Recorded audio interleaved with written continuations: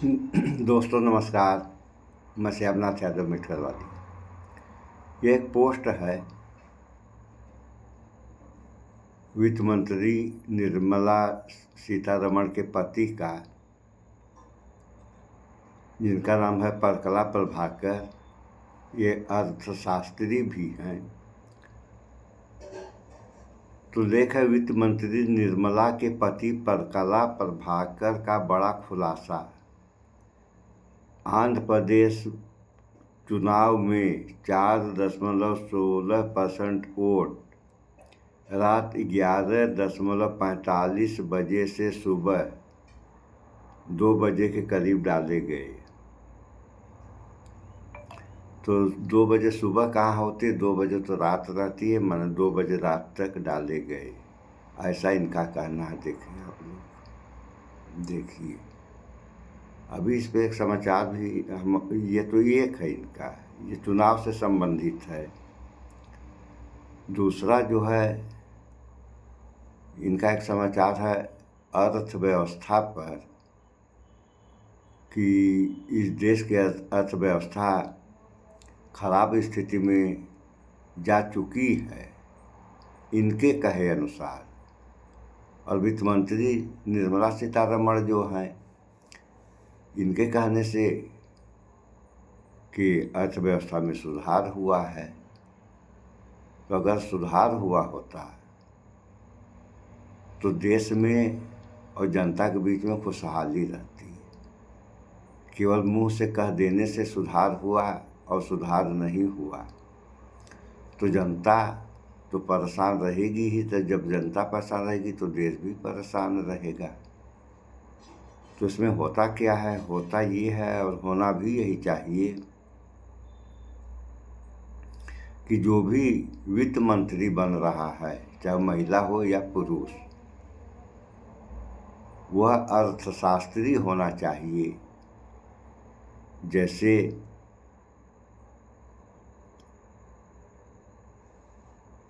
वित्त मंत्री के पति परकला प्रभाकर हैं, ये अर्थशास्त्री हैं।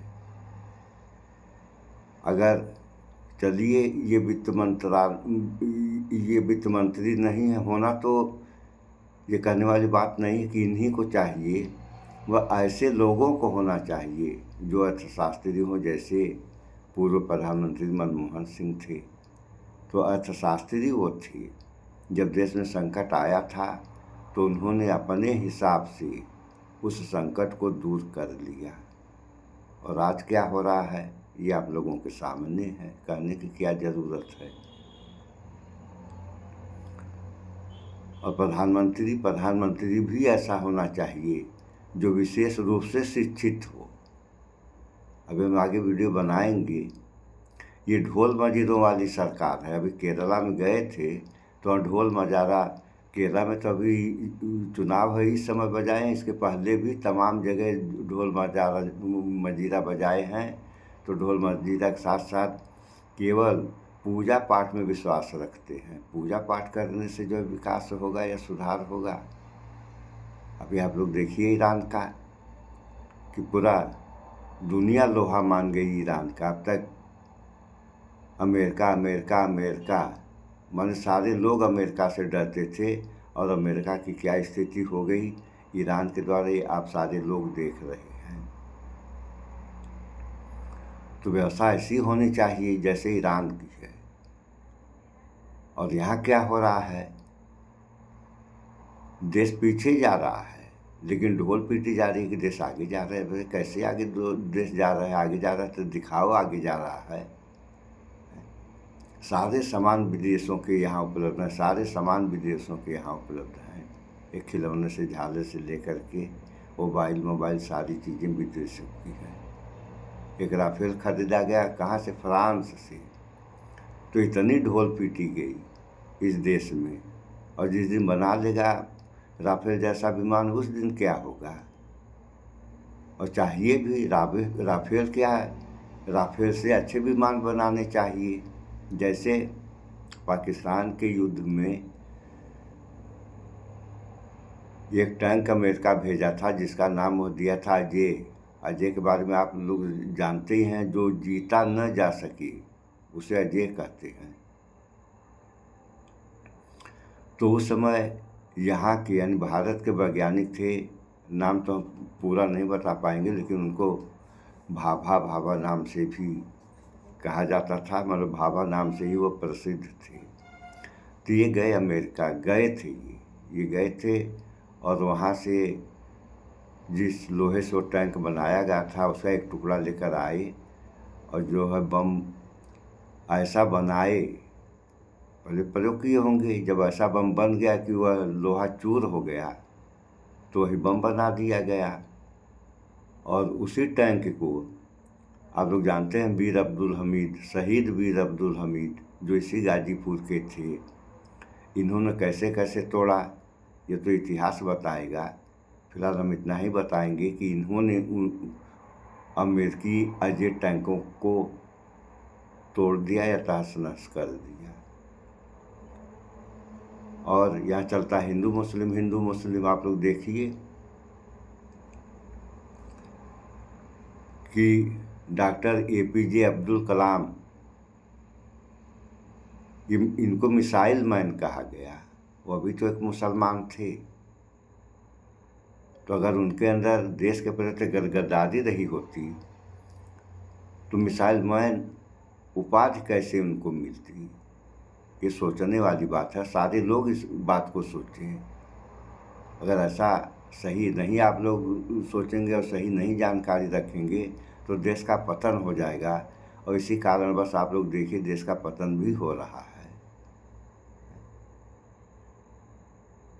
और पतन कौन लोग कर रहे हैं आप लोग भली भांति जानते हैं। तो पतन रुकेगा कैसे? लड़ाई तो इसकी लड़नी चाहिए सारे लोगों को कि जो बर्बादी हो रही है बर्बादी रुकेगी कैसे? सारे लोगों को विचार करना चाहिए और ख़ासतौर से तो सरकार को विचार करना चाहिए, क्योंकि कोई भी सरकार हो, मैं ख़ासतौर से यह सरकार कही थी कि हमारी सरकार बन गई, तो जुमलों की तो बातें छोड़िए, ये एक बात और कहे थे कि हम पारदर्शी व्यवस्था कर देंगे। यही है इनकी पारदर्शी व्यवस्था। तो थोड़ा सा आप लोग इस समाचार को भी सुन लें कि अर्थशास्त्री प्रभाकर जी जो हैं क्या कह रहे हैं और होना क्या चाहिए, हो क्या रहा है। देश है, सबका देश है, सुधार होगा तो देश की जनता का सुधार होगा, अन्यथा क्या होगा या सारे लोग जाने। सुनिए। लंबे समय से विपक्ष लगातार सत्ताधारी मोदी सरकार पर गिरती अर्थव्यवस्था को लेकर निशाना साध रहा है, लेकिन न तो सरकार न ही खुद वित्त मंत्री निर्मला सीतारमण ने ये बात मानी कि अर्थव्यवस्था की हालत शोचनीय है। वित्त मंत्री ने तो यहाँ तक कहा कि भारत के हालात अन्य देशों की तुलना में काफी बेहतर है। यही नहीं, उन्होंने ओला, उबर, यूज मटेरियल आदि को देश में छाई मंदी की असली वजह तक बता दी। इस बीच कुछ ऐसा हुआ कि सोशल मीडिया भी दो धड़ों में बंट गया। दरअसल निर्मला सीतारमण के पति और एक अर्थशास्त्री डॉक्टर परकला प्रभाकर ने ये माना है कि अर्थव्यवस्था की हालत खराब है। एक समाचार पत्र के लिए प्रभाकर के एक लेख में उन्होंने लिखा, भारतीय अर्थव्यवस्था की हालत खराब है, देश में आर्थिक सुस्ती है और लोग इसे लेकर चिंतित हैं। कई क्षेत्रों में जारी डेटा से पता चल रहा है कि उनकी स्थिति खस्ताहाल है, लेकिन सरकार इसे मानने के बजाय लगातार नकार रही है और मोदी सरकार के पास इस संकट से निपटने के लिए कोई रोड मैप नहीं है। इसे सुधारने के लिए सरकार को मनमोहन सिंह और PV नरसिम्हा राव के आर्थिक मॉडल को अपनाना चाहिए। बता दें, परकला प्रभाकर ने कुछ महीने पहले आंध्र प्रदेश सरकार के संचार सलाहकार पद से इस्तीफा दे दिया था। अब परकला प्रभाकर के इस बयान को लेकर सोशल मीडिया पर बवाल मच गया है। यही नहीं, एक धड़ा प्रभाकर के पक्ष में तो दूसरा वित्त मंत्री के बचाव में आ खड़ा हुआ। मामला कुछ इस कदर वायरल हुआ कि वरिष्ठ पत्रकार बरखा दत्त, शिवसेना नेता प्रियंका चतुर्वेदी और कांग्रेसी नेता मदन मोहन झा तक ने सोशल मीडिया पर कमेंट किया। ये दोनों लोग दो तरह की बात कर रहे हैं। वित्त मंत्री कह रही हैं कि हमारी आर्थिक स्थिति बहुत बढ़िया है और ये कह रहे हैं कि बहुत खराब है। तो जब खराब कह रहे हैं, खराब तब है तब न खराब कर रहे हैं। अर्थशास्त्री तो ये है, मालूम इनको है, वह तो अर्थशास्त्री है ही नहीं है, वो कैसे कह देंगे बढ़िया है? और जो इस क्षेत्र का रहेगा वही बताएगा। अब आदमी है दूसरे क्षेत्र का, और दूसरे क्षेत्र में क्या बता सकता है? और एक और समाचार इसमें अभी निकल कर आया है कि धोखे से जीता आंध्र चुनाव। ये भी थोड़ा आप लोग देख लें, ये जो हो रहा है ये हो क्या रहा है। नमस्कार, डबल चेक क्लास में आपका स्वागत है। मैं हूं संकेत उपाध्याय। क्या आंध्र प्रदेश 2024 का चुनाव चोरी से जीता गया? क्या चंद्रबाबू नायडू को मिला ऐतिहासिक मैंडेट चोरी के वोट से लिया गया है? क्या इन तीन लोगों का अलायंस जो आंध्र प्रदेश, और हम 2024 लोकसभा चुनाव की बात नहीं कर रहे हैं, दरअसल आंध्र प्रदेश में लोकसभा के साथ ही राज्य के विधानसभा चुनाव भी होते हैं। तो उस चुनाव को लेकर के, विधानसभा के चुनाव को लेकर के अब बहुत ही गंभीर आरोप लगाए गए हैं कि 6 सेकंड के अंदर अंदर वोटिंग हुई, वोटिंग समाप्त हो जाने के बाद भी वोट गिरते रहे और बहुत लंबे समय तक पोलिंग परसेंटेज नहीं निकाले गए। समय सीमा के बाद बहुत ही रिकॉर्ड नंबर में वोट डाले गए और वोट परसेंटेज बढ़ गया। क्या ये वोट चोरी का मामला है? इसको लेकर के अब इलेक्शन कमीशन क्या बोलेगा? कोई जांच होगी या फिर सब भ्रम है बोल करके इसको भी टरका दिया जाएगा? सबसे बड़ा और मूल प्रश्न ये है कि जिस चुनाव में पवन कल्याण, नरेंद्र मोदी की भारतीय जनता पार्टी और चंद्रबाबू नायडू की टीडीपी एक ऐतिहासिक मत के साथ जीती, वो चुनाव ईमानदारी से जीता गया था या चोरी से, वोट चोरी से? ये आरोप लग रहे हैं। कौन लगा रहा है, उनका तर्क क्या है, आरोप क्या है, आइए एक एक करके जानते हैं। आप देख रहे हैं डबल चेक क्लास, मेरा नाम है संकेत उपाध्याय। शुरू करते हैं। सबसे पहले मैं आपको इंडिया टुडे की एक रिपोर्ट दिखाना चाहता हूं। इंडिया टुडे की रिपोर्ट बहुत क्लियरली लिखती है वोट्स इन 6 सेकेंड्स, यानी कि चुनाव में 6 सेकंड के अंदर अंदर वोट गिर रहे हैं और 4% वोट मध्य रात के बाद डाले गए हैं। Major allegations over Andhra polls, यानी कि आंध्र विधानसभा को लेकर के अति गंभीर आरोप यहां पर लगाए जा रहे हैं। कौन लगा रहा है, आइए वो जानते हैं। दरअसल एक प्रेस कॉन्फ्रेंस हुई। सबसे पहले आपको उस प्रेस कॉन्फ्रेंस का एक वीडियो दिखा दूं, वीडियो नहीं सॉरी फोटो। ये एक प्रेस कॉन्फ्रेंस है जिसमें आप देख सकते हैं कि तमाम लोग भारत जोड़ो अभियान के तहत कॉन्स्टिट्यूशन क्लब में मिले। इसमें SY Qureshi former chief election commissioner थे, पराकला प्रभाकर एक नोटेड इकोनॉमिस्ट हैं वो थे, ये बैठे हुए हैं, ये SY कुरैशी हैं। प्रशांत भूषण वरिष्ठ वकील यहाँ पर बैठे हुए हैं, राजेश महापात्रा हैं, योगेंद्र यादव हैं, ये सब लोग थे। इन्होंने एक प्रेस कॉन्फ्रेंस की जिसमें सब लोग यहाँ पर बैठे हुए हैं और इस प्रेस कॉन्फ्रेंस में ये गंभीर आरोप लगाए हैं। आरोप क्या है, आइए पहले आपको वो एक एक करके बताएं। तो ये ऐश्वर्या पालीवाल जी की एक खबर है उसी प्रेस कॉन्फ्रेंस पर, जिसमें लिखा हुआ है कि nearly 17 lakh votes after midnight, यानी कि 17 लाख वोट रात में 12 बजे के बाद पंजीकृत हुए बताए जाते हैं। वोट्स विद इन 6 सेकेंड, यानी कि 6 सेकेंड में वोट गिर रहे हैं, ये बताया जा रहा है। These were some of the unusual voting patterns। तो इस प्रेस कॉन्फ्रेंस में ये बोला गया कि ये बहुत ही अनयूजुअल है, ये समझ के परे है, ये आम तौर पर ऐसे होता नहीं है और उसका तर्क भी इसमें आगे है, मैं बताता हूं। ये सब इस प्रेस कॉन्फ्रेंस में दिल्ली में बताया गया 2024 के आंध्र प्रदेश असेंबली चुनाव को लेकर के। इस चुनाव में एनडीए, जिसके मुखिया आंध्र प्रदेश में चंद्रबाबू नायडू थे और उनकी टीडीपी थी, उनको एक ऐतिहासिक मैंडेट मिला जिसमें 175 में से 164 सीट वो जीत गए। मतलब आप ये समझ रहे हैं, 175 की विधानसभा में 164 सीट अगर कोई गठबंधन जीत करके आ रहा है तो ये बहुत ही ऐतिहासिक मैंडेट है। और ये कहा भी जाने लगा कि ये तो बहुत ही ऐतिहासिक मैंडेट है। अब उस मैंडेट को लेकर के आरोप लगाए जा रहे हैं कि वो मैंडेट वोट चोरी के साथ किया गया है। क्या कहते हैं, सुन लिया आप लोगों ने? प्रभाकर जो एक नोटेड हाँ, इकोनॉमिस्ट है, ये भी सुन अर्थशास्त्री रहे हैं, उनका आरोप है कि पोलिंग रात में 2 बजे तक 3500 बूथ पर चलती रही। आप लोग सब जानते हैं कि एक समय सीमा होती है, या तो 5 बजे या 6 बजे जब पोलिंग बंद हो जाती है।